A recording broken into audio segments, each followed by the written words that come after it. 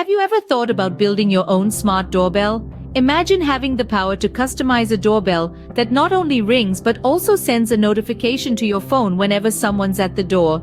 Sounds interesting, doesn't it? Well, today we're going to explore how to create a DIY smart doorbell using a Raspberry Pi. Before we start, here's a quick overview of what we need. A Raspberry Pi, any model will do, a USB webcam, a push button, a resistor, a breadboard, and some jumper wires. Plus, you'll need Python installed on your Raspberry Pi.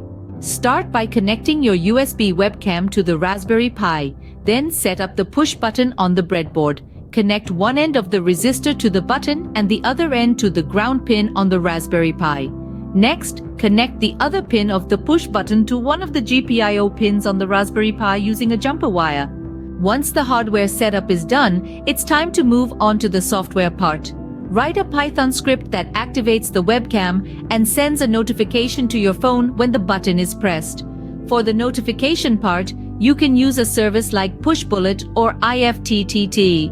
Now test your smart doorbell. Press the button and see if it captures an image and sends a notification to your phone. If it does, congratulations! You've successfully built a DIY smart doorbell with a Raspberry Pi. To summarize, building a DIY smart doorbell with a Raspberry Pi is a fun and rewarding project. It involves setting up a push button and a USB webcam with a Raspberry Pi and writing a Python script to capture an image and send a notification when the button is pressed.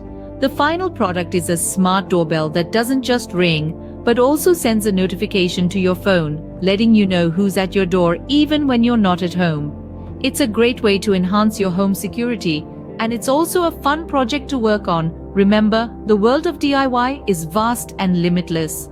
The more you explore, the more you learn. So keep experimenting, keep learning, and most importantly, have fun doing it.